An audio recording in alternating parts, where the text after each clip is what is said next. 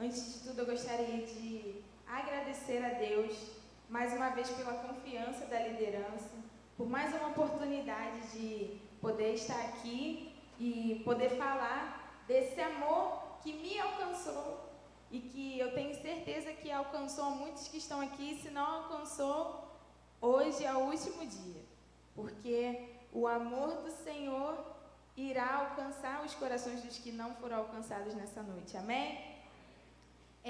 Como os irmãos já sabem, nós estamos em campanha de missões nacionais e o tema é Minha Razão de Viver Multiplicar.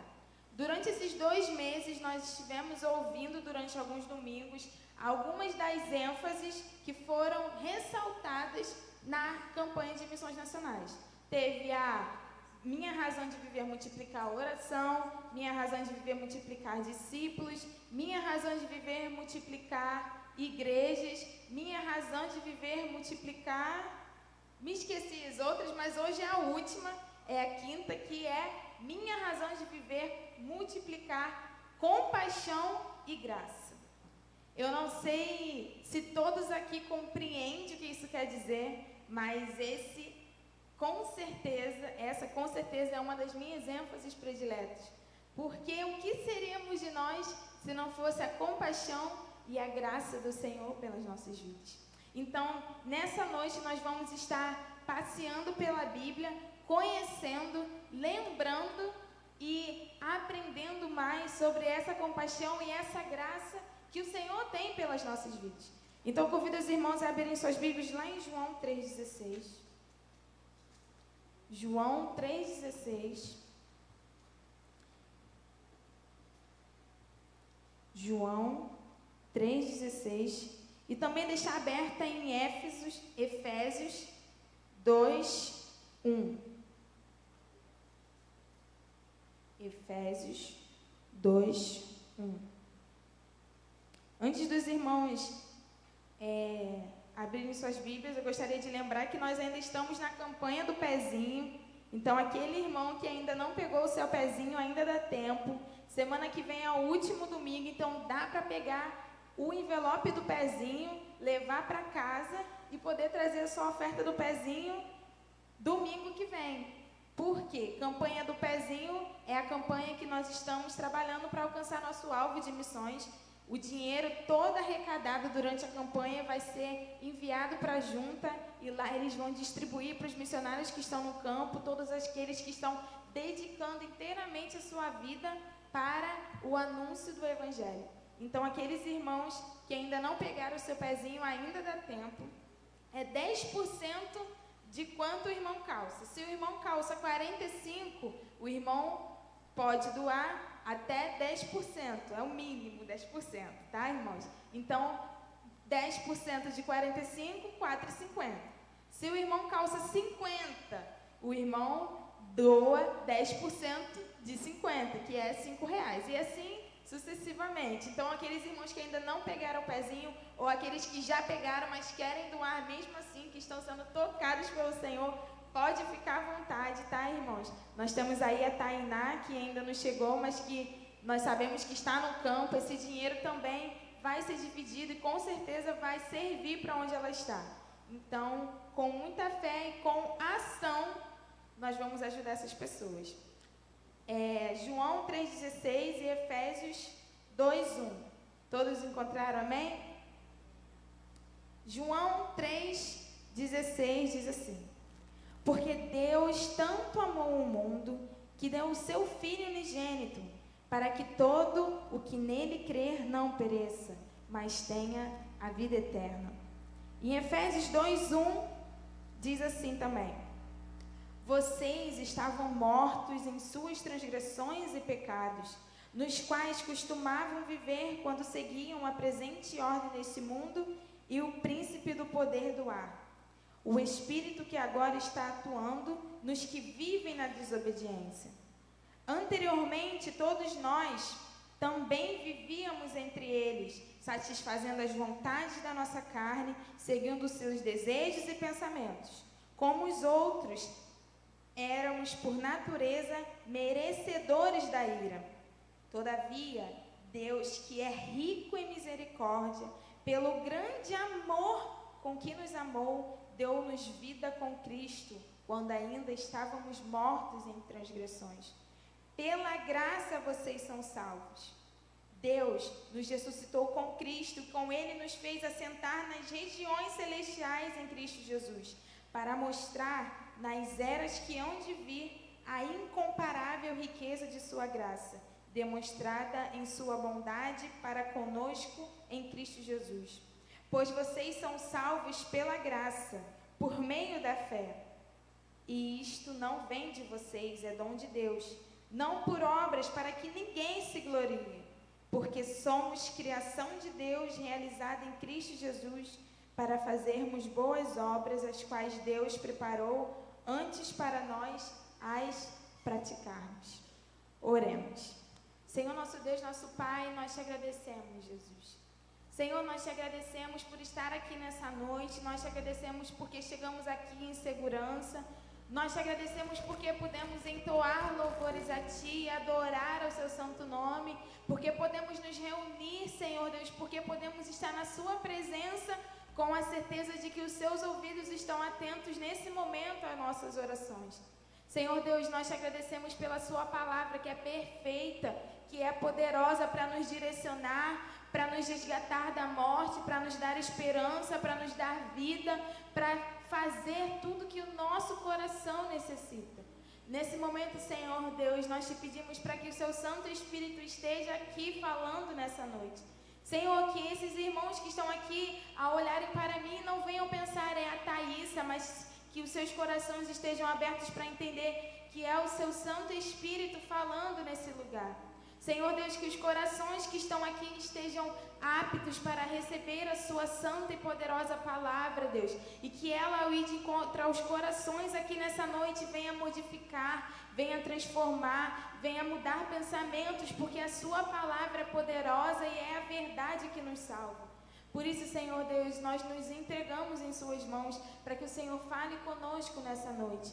Senhor, que não seja dito o que eu quero dizer, nem o que eles querem ouvir, mas que seja o que o Senhor sabe que precisa ser dito nessa noite, Deus.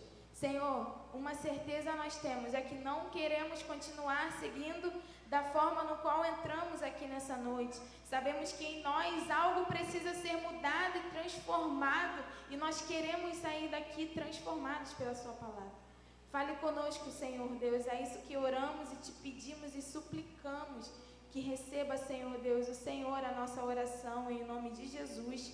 Amém. Multiplicar compaixão e graça. Esses dois versículos, eles são claros e objetivos. Não precisa nem ser dito muita coisa depois de você os ler.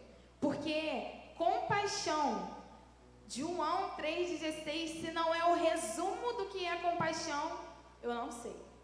Se João 3,16 não resume a compaixão de Deus por nós, nada mais vai resumir nessa vida.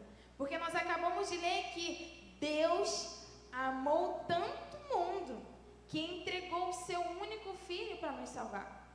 E lá em Efésios, Paulo continua dizendo e explicando para a igreja de Éfeso sobre a maravilhosa graça do Senhor. Nós lemos, ele faz questão de ressaltar para a igreja de Éfeso: ei, vocês estavam mortos em suas transgressões e pecados, nos quais vocês costumavam viver, quando seguiam a presente ordem. E ele fala, e aí ele fala: pela graça vocês são salvos. Pela graça vocês são salvos. Eu não sei se todos aqui já ouviram, mas eu já ouvi inúmeras vezes que graça é favor imerecido. Graça é a bondade do Senhor para conosco. Uma vez eu estava fazendo um curso, eu ainda fazia o curso de segurança do trabalho, e na hora do intervalo nós tínhamos o costume de nos reunirmos. E era até o Murilo, não sei se todos conhecem aqui o Murilo, já esteve aqui pregando, e numa das reuniões ele perguntou para cada um: qual é o seu versículo predileto, o versículo que mais mexe com você na Bíblia? E aí ele foi perguntando para cada um foi respondendo, e quando chegou na minha vez, eu fui muito sincera. Mas ali eu estava um pouquinho de vergonha, porque eu um versículo que verdadeiramente mexia comigo sempre foi João 3,16. Porque, às vezes, nós temos tanto costume, principalmente aqueles que foram criados, assim como eu, cresceram na igreja e tinham o costume de decorar os versículos, de sempre estar lendo, de sempre, e Mensageiros do Rei, decora, e você está tão acostumado a ouvir que, de repente, o versículo perdeu o poder que tinha sobre a gente. Mas, então, eu meditava sobre esse versículo e isso ficava no meu coração queimando. E ele perguntou, qual é o seu versículo, Thaís? E eu falei, João 3,16. Porque Deus amou o mundo de tal maneira que enviou o seu Filho unigênito, para que todos aqueles que nele creem não pereçam, mas tenham a vida eterna. Mas aí ele perguntou aquilo e eu fiquei refletindo mais ainda sobre esse versículo. Ele sempre me intrigou de alguma forma, mas eu continuei seguindo a minha vida. Ano passado teve a campanha anual da leitura bíblica. E eu lembro até hoje, quando eu estava reunido com os meus amigos, e eu virei para eles e falei assim, gente, eu entendi porque João 3,16 mexe tanto comigo. Eu segui a campanha de leitura anual da Bíblia, e eu fui conhecendo mais da história da palavra do Senhor. Conhecendo lá atrás como que tudo começou, desde Gênesis até Noé, até Moisés, e o povo de Israel, e os reis, e tudo que aconteceu com o povo. E no meio da leitura, cada coisa que você vê, que você conhece, quando você conhece a história que está aqui, a história do passado, você é triste, mas a verdade é que não tem como você olhar para o que acontece hoje no mundo e não comparar. São as mesmas coisas. Não tem nada de diferente, são as mesmas coisas. E então eu lendo, de repente eu estava um dia no meu quarto e eu lendo tudo que estava acontecendo com o povo de Israel, tudo que o povo de Israel estava seguindo, e o Senhor falava e o povo desobedecia, e o Senhor falava e o povo murmurava. De repente eu estava no meu quarto e eu comecei a chorar. Porque eu estava refletindo sobre o que eu estava lendo na Bíblia. De repente veio como se fosse uma voz no meu coração que dizia assim, entendeu? João 3,16. Entendeu porque Deus amou tanto o mundo que enviou o seu Filho unigênito para salvar aqueles que estavam perdidos. E então eu comecei a chorar. E eu falei assim, meu Deus, eu entendi. Mas talvez nem todos aqui tenham lido ou estudado a palavra, tudo que passou, como que é a nossa vida hoje, mas não é difícil de compreender João 3,16. É simples, é só olhar para a sua vida. Eu olho para a minha vida e eu reflito nas minhas ações e eu reflito em como eu vivia. E então eu consigo entender porque Deus amou tanto o mundo que foi necessário que Ele enviasse o Filho para salvar a gente. E eu refletindo sobre a minha vida, eu consigo entender que amor é esse. E por que foi necessário isso? E João 3,16 diz isso, e o 17 ele fala, porque Deus amou o mundo e enviou seu Filho não para julgar o mundo, mas para salvar. Jesus, conversando com Nicodemos, faz questão de ressaltar isso. Ele enviou a mim para salvar. E se isso não é compaixão, eu não sei o que é. Se isso não é a clareza do que é a graça, eu não sei o que é. Foi necessário que o Senhor enviasse o seu Filho para nos salvar. Essa é a maior prova de compaixão. Isso já é o suficiente para nós sairmos daqui, se necessário agora, para falar para aquelas pessoas que estão ali na praça, se afundando em bebidas, em drogas, em prostituição, em tudo que o mundo oferece, e Satanás tem arrastado as pessoas para o inferno, e muitas nem sabem que amor é esse. Muitas nem entenderam que foi necessário que Deus enviasse Jesus, o seu próprio Filho, para salvar.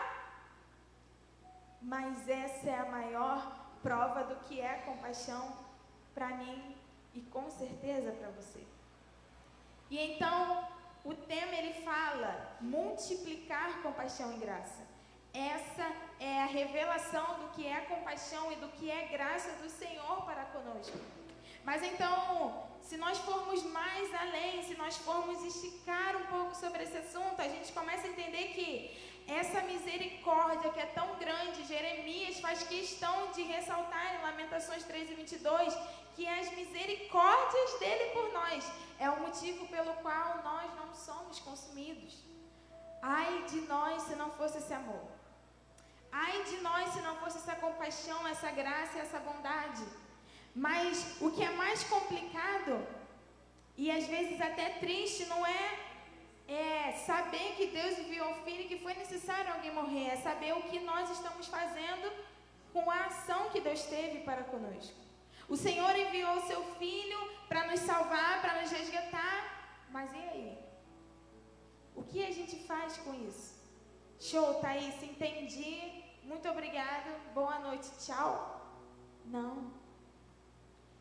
Se existe uma frase aí fora muito conhecida que fala: gentileza gera gentileza. Mas nós somos prova de que nem sempre gentileza gera gentileza. Existem inúmeras pessoas que podem te falar: Thaís, talvez tanta gentileza não gere tanta gentileza assim. Mas deveria. Porque se o Senhor foi tão gentil conosco e teve tanta graça e teve tanto amor e compaixão por nós, o que nós estamos fazendo com essa mensagem ao ponto de não termos compaixão com o próximo?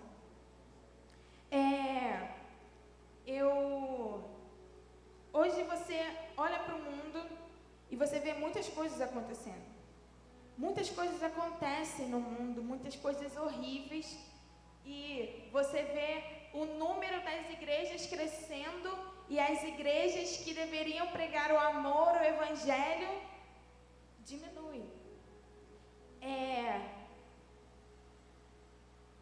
Se nós pararmos para pensar, o número de cristãos que cresce, se você botar na internet, a maior religião é o cristianismo. Mas muitas pessoas se denominam cristãos. Muitas pessoas se denominam crentes. Muitas pessoas dizem que são evangélicas, não é, avó Ruth? Hoje eu estava aqui na igreja e aí aconteceu algo e a avó Ruth falou, né? Hoje qualquer um diz que é evangélico. Exatamente, qualquer um diz que é evangélico. Mas evangélico é aquele que é reconhecido por seguir o evangelho. Assim como cristão. O termo cristão, a característica de uma pessoa para ser chamada de cristã, a origem dela é porque as pessoas viam Cristo naqueles que anunciavam Cristo. As pessoas olhavam para os discípulos e disseram: ali vai um pequeno Cristo. Esse verdadeiramente é cristão. Mas hoje qualquer um diz que é cristão. Qualquer um diz tanto que, se você for ver a pesquisa, o cristianismo está no topo de maior religião no mundo. E o cristianismo que está no topo, você pega ele, você olha para a perspectiva que nós temos hoje e você diz: que evangelho é esse que cresce o tempo todo e ao mesmo tempo tudo de ruim no mundo cresce o tempo todo? Não faz sentido. Não faz sentido as coisas acontecendo do jeito que estão acontecendo. E nós não estamos nem aí muitas vezes. Ah, mas é só mais uma geração. Daqui a pouco passa. Ou daqui a pouco... vai piorar mais ainda. Mas não deveria. Porque os cristãos estão lá dominando o mundo. Mas o mundo está afundando. E as pessoas estão indo para o inferno. E pessoas talvez estejam morrendo nesse momento, com certeza. E talvez nem todas tenham Jesus Cristo como seu Salvador. Voltando para o foco da palavra. Gentileza gera gentileza, ou pelo menos deveria, quando a gente entende a compaixão e a graça do Senhor e entende o que Ele fez por nós. E então o que nós fazemos? Aplicamos isso na nossa vida. Nós aplicamos isso nas nossas ações. Nós pegamos a gentileza do Senhor para conosco e começamos a ser gentis com as pessoas, porque entendemos que não foi por mérito, mas porque Ele teve compaixão de nós. E então Ele nos salvou. Mas lá em Mateus 18, do 23 ao 35, Jesus conta uma história. Ele fala, o reino dos céus é semelhante, e ele conta toda essa história. E nós vamos ler um pouco mais dessa história. Mateus 18, 23 diz assim: por isso, o reino dos céus é como um rei que desejava acertar contas com seus servos. Quando começou o acerto, foi trazido à sua presença um que lhe devia uma enorme quantidade de prata. Como não tinha condições de pagar, o Senhor ordenou que ele, sua mulher, seus filhos e tudo que ele possuía fossem vendidos para pagar a dívida. O servo prostrou-se diante dele e lhe implorou: tem paciência comigo e eu te pagarei tudo. O senhor daquele servo teve compaixão dele, cancelou a dívida e o deixou ir. Mas quando aquele servo saiu, encontrou um de seus conservos, que lhe devia 100 denários. Agarrou e começou a sufocá-lo, dizendo: pague-me o que me deve. Então seu conservo caiu de joelhos e implorou-lhe: tenha paciência comigo e eu lhe pagarei. Mas ele não quis. Antes saiu e mandou lançá-lo na prisão, até que pagasse a dívida. Quando os outros servos, companheiros dele, viram o que havia acontecido, ficaram muito tristes e foram contar ao Senhor tudo o que havia acontecido. Então o Senhor chamou o servo e disse: servo mau, cancelei toda a sua dívida porque você me implorou. Você não devia ter tido misericórdia do seu conservo como eu tive de você? Irado, seu senhor entregou aos torturadores, até que pagasse tudo que devia. Assim também lhes fará meu Pai Celestial, se cada um de vocês não perdoar de coração a seu irmão. Nós acabamos de ouvir a compaixão de Deus, a misericórdia do Senhor para conosco. Mas quantas vezes nós somos o servo mau? Quantas vezes nessa história nós estamos? Não precisamos ir longe, é só olhar para as nossas ações. Quantas vezes nós somos capazes de esquecer que foi Deus que teve compaixão por nós, que enviou o seu Filho por nós. Mas na primeira oportunidade que nós temos, nós não temos compaixão pelo próximo. Esse não é o evangelho que Jesus quer que a gente viva. Esse não é o evangelho que o Senhor quer que a gente viva. Nós estamos vendo o mundo pregando qualquer coisa menos o evangelho. E nós temos igrejas que pregam verdadeiramente o evangelho. Mas nós temos igrejas que pregam o evangelho, mas que não vivem o evangelho. Não adianta pregar o evangelho se não vivermos o evangelho. Porque as pessoas estão olhando, não pelo que nós falamos, mas pelo que nós fazemos. As pessoas estão preocupadas com o que nós estamos fazendo.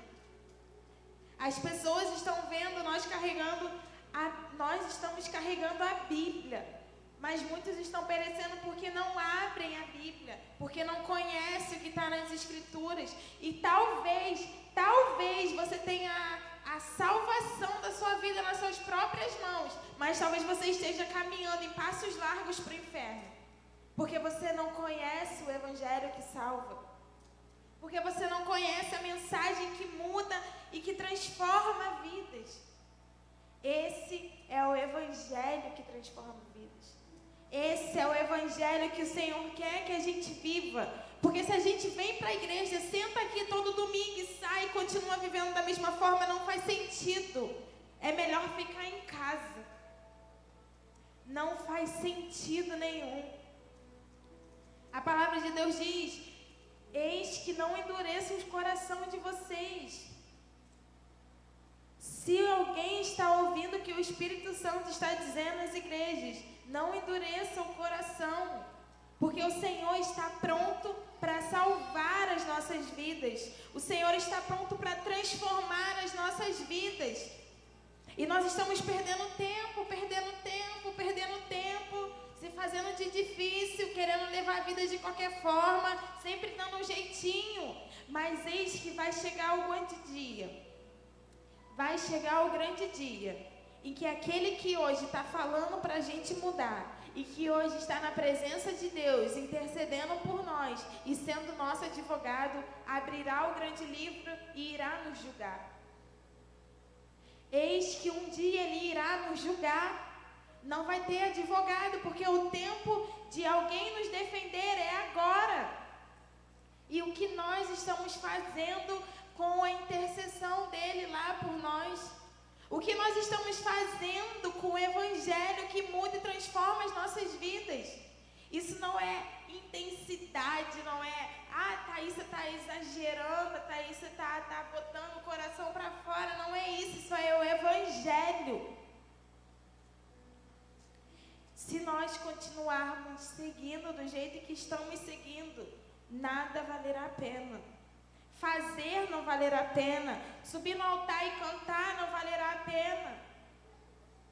Viver não valerá a pena, porque alguém, o único Filho, foi enviado para nos salvar. E o que nós estamos fazendo com esse sacrifício? O que nós estamos fazendo? Enquanto o gentileza que gera gentileza verdadeiramente deveria ser real nas nossas vidas, mas não está sendo. Porque nós que deveríamos ser reconhecidos como aqueles que parecem com Cristo, estamos esquecendo que o Cristo foi aquele que foi enviado para morrer em nosso lugar. Foi aquele que foi obediente ao Pai, que nos amou e teve morte imerecida, porque Ele era santo e Ele não merecia, mas Ele se entregou no nosso lugar. É isso o que o Senhor quer de nós: amor. O Senhor nos amou e o que Ele quer é amor. E quando nós entendemos que nós devemos amar ao Senhor sobre todas as coisas e deixamos as coisas mundanas, as coisas que são carnais, que saciam a nossa carne, o nosso ego, as nossas vontades, e colocamos o Senhor, em primeiro lugar, nós entendemos que também devemos colocar o próximo em primeiro lugar. Quando alguém chegou para Jesus e perguntou qual era o maior mandamento, ele disse: ama o Senhor teu Deus sobre todas as coisas. E o segundo mandamento: ama o teu próximo como a ti mesmo. Esse alguém queria um mandamento. E o Senhor: você quer um mandamento? Tá bom, te dou. Então o mandamento é: ama o Senhor teu Deus sobre todas as coisas. E ame o teu próximo como a ti mesmo. Isso nem deveria ser um mandamento, isso é o básico. Esse é o básico. Como eu não vou amar alguém que entregou o Filho por mim? Como eu não vou amar alguém que todos os dias tem a misericórdia renovada? E por isso nós não somos consumidos quando acordamos pela manhã. Porque a misericórdia dele já se renovou, porque ela se renova a cada manhã. Quando nós vamos despertar e levar a sério o Evangelho que Deus está levando a sério? Porque o problema é que as pessoas acham que, porque vivemos no tempo da graça, Deus agora é mão aberta. Deixa a gente fazer tudo, deixa a gente seguir de qualquer forma, porque nós já estamos salvos.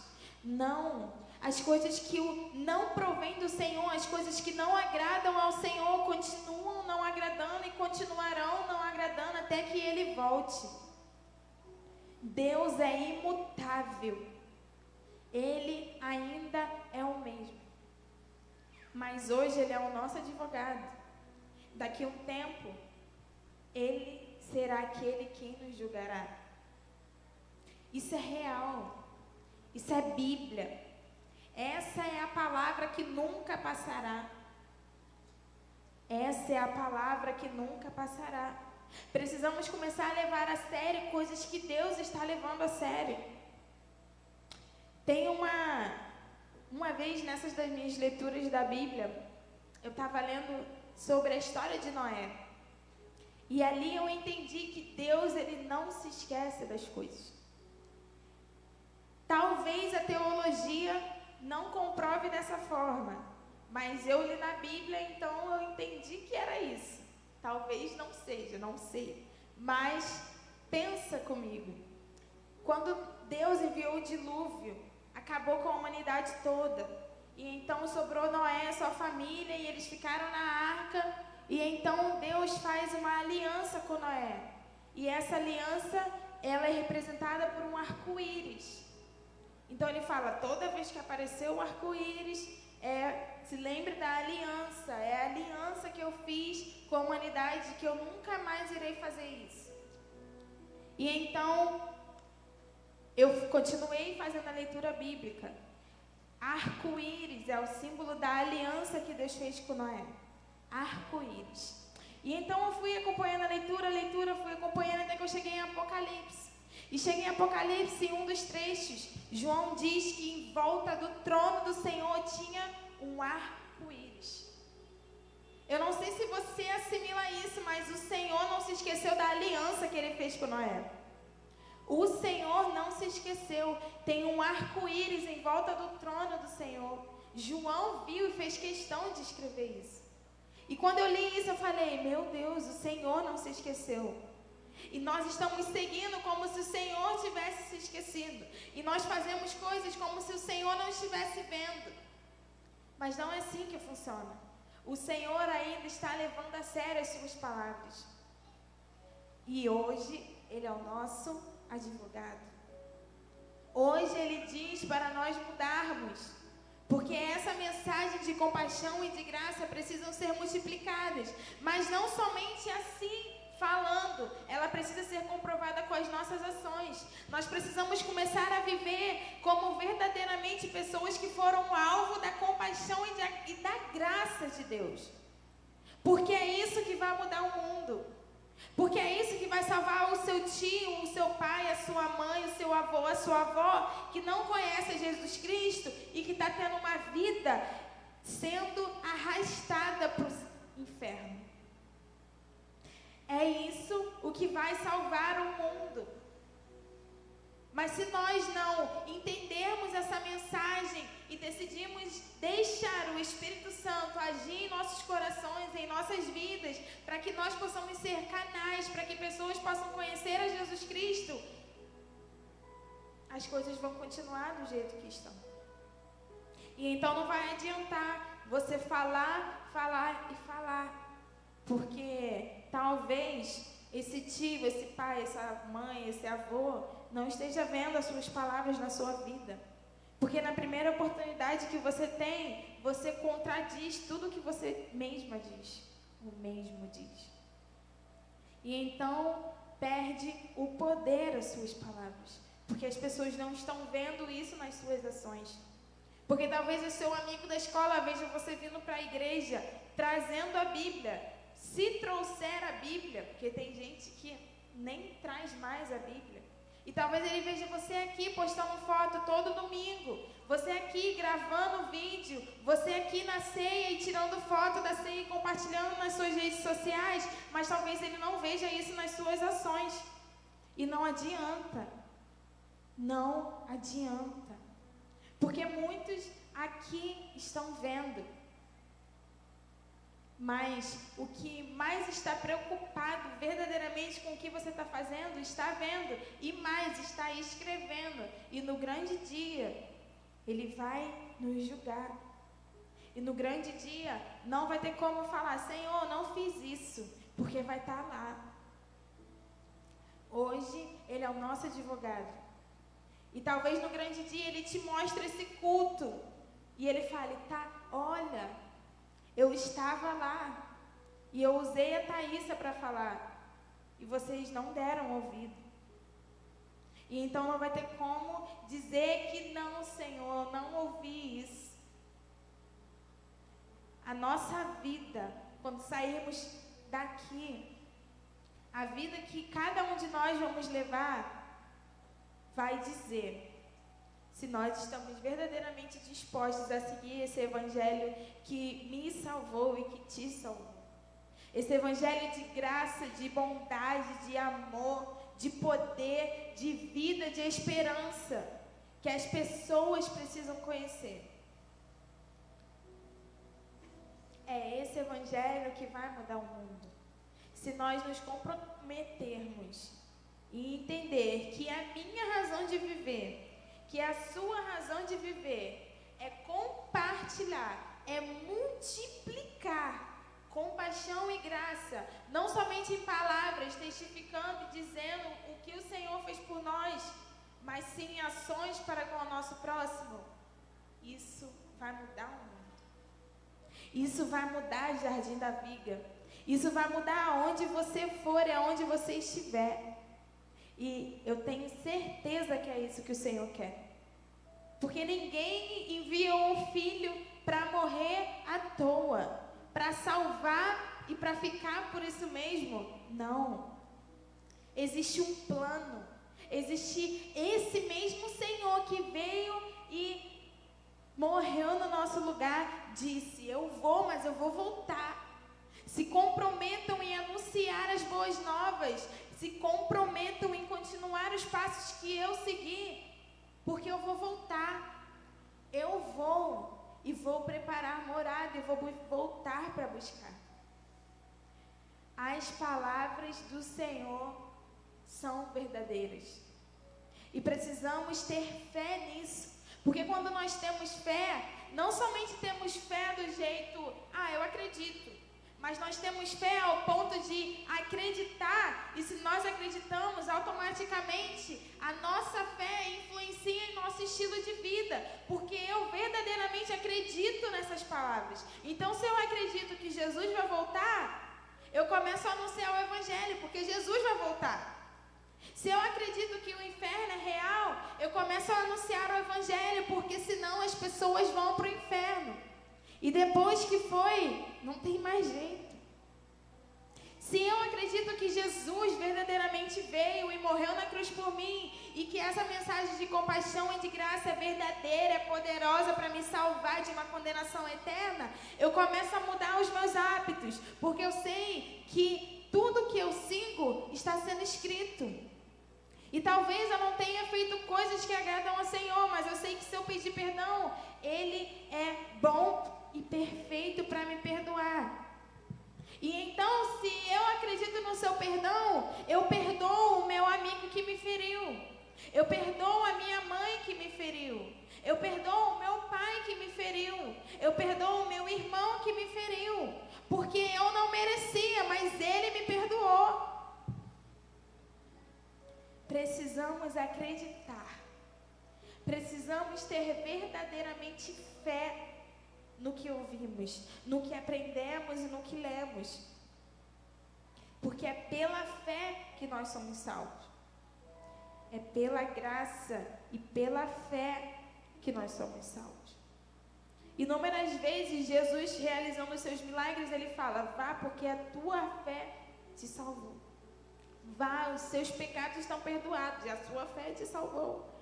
A fé gera ação, porque a mulher do fluxo de sangue acreditou e teve fé, ela tocou. Então, se eu tenho fé em Jesus Cristo, eu começo a seguir os passos de Jesus Cristo, porque eu sei que Ele vai voltar. Se eu tenho fé em Jesus Cristo e eu acredito que Ele vai voltar, eu começo a mudar minha vida. E eu começo a anunciar o Evangelho, porque eu quero que as pessoas que eu amo estejam comigo no grande dia.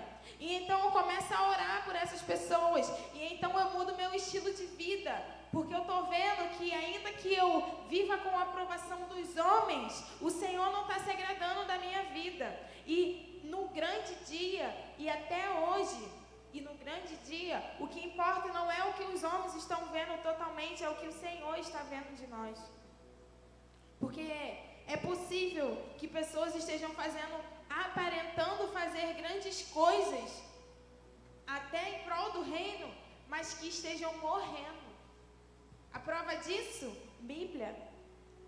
Eis que o Senhor fala que no grande dia chegará alguém que curou.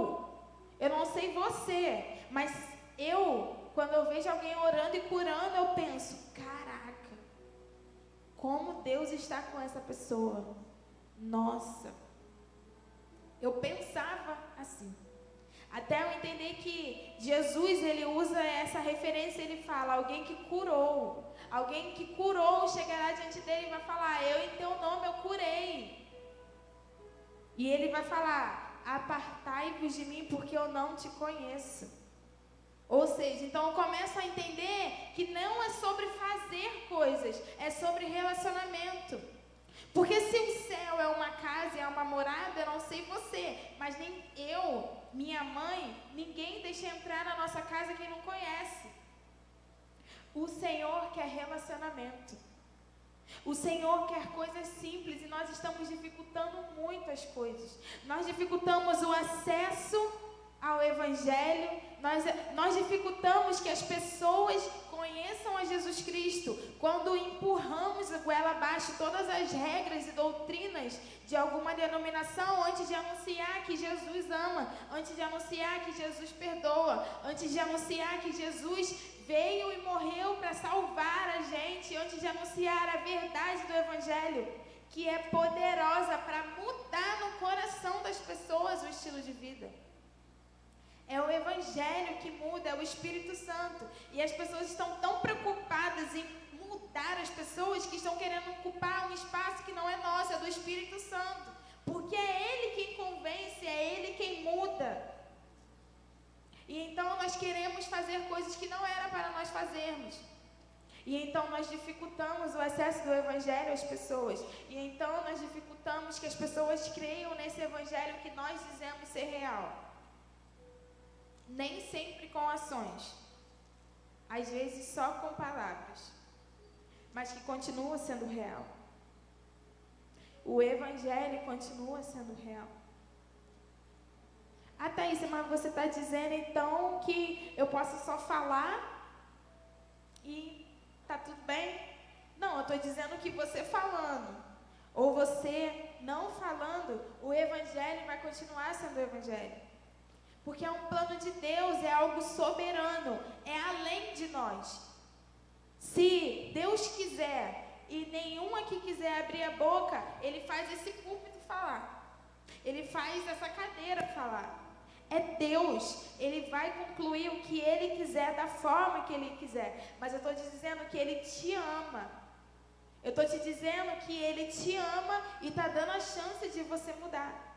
Eu estou te dizendo que Ele te ama e te perdoa. Eu estou te dizendo que Ele te ama e conta com você nessa obra. Eu estou te dizendo que Ele te ama e que prepara uma morada para que no grande dia você possa estar com Ele. É isso que eu estou te dizendo. Precisamos mudar. Precisamos voltar para o Evangelho, para a palavra que traz vida e esperança. Precisamos decidir que não vamos seguir, porque nós temos mania de racionalizar tudo. Como assim, Thaísa? Existem coisas espirituais que nós tornamos racionais e existem coisas que são racionais e nós tornamos espirituais.